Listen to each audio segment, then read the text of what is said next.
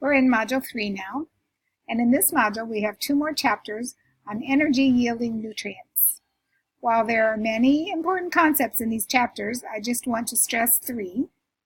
The first one is saturated and unsaturated fats. Chapter 5 is great, but as I looked at it closely to get ready for this video, even I found my eyes glazing over by the time I got to phospholipids, which is less than halfway through. I encourage you to cover it in a couple of settings to help and to get help from the study tools that are found in this module on Blackboard. But a quick, very, I don't know, not thorough, but limited overview of this topic. Dietary fats are in the form of triglycerides, which are composed of 3 fatty acids and a glycerol molecule. This is on page 164 and 5 in the texts. The fatty acids are saturated with hydrogen atoms in saturated fats, and they're not completely saturated with hydrogen in unsaturated fats.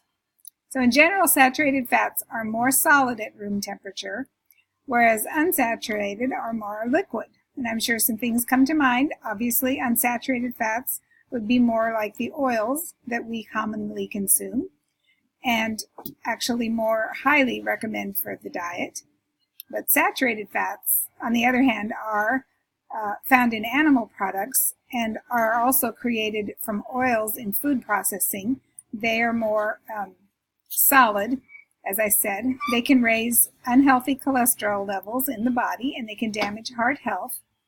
A personal application on this, I try to consume as much olive oil as possible. It's a healthy monounsaturated fat.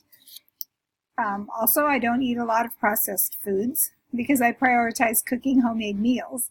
However, I do enjoy real cream in my coffee and real butter on my bread, and I have slightly elevated cholesterol levels. I hope you understand from your study of nutrition as you go through this semester that balance in the diet is key.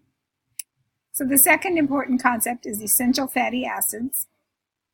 Toward the end of your chapter, you'll find a section on omega-6 and omega-3 fatty acids. These are considered essential fatty acids because they must be supplied by the diet.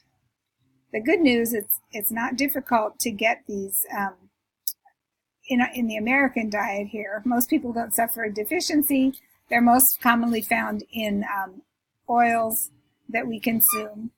If we're lacking in anything, however, it would be the consumption of fatty fish, such as salmon, and that is the best source of omega-3 fatty acids. So you can differentiate between the two of those a little bit and know that omega-3s are something that we really need more of in our diet. My personal goal is to include the salmon once a week, but I haven't got there yet. So the third concept is essential amino acids. Amino acids are the building blocks of protein. So this is in the following chapter, chapter 6. Some can be made by the body and some cannot. Thus, essential amino acids may be eaten.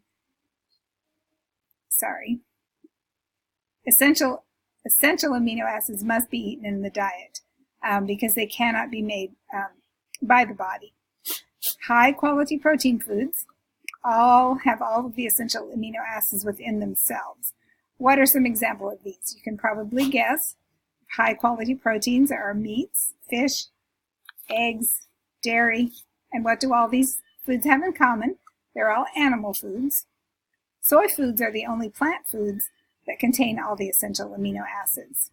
Vegans who only eat plant, grain, and legume foods must eat a wide variety of these foods to get all the essential amino acids in their diets, and eating soy foods such as tofu would be helpful too. A meal of beans and rice or peanut butter and bread would provide you with the essential amino acids you need. The term complementary protein is used for protein-containing foods which can be combined with others, as we've been talking about, to provide all the essential amino acids that you need. The text on page 227 gives a really nice picture of how much protein is in different foods within the basic food groups. I haven't yet explored the full possibilities personally of enjoying soy foods, but that is something on my bucket list. And that's all for this module.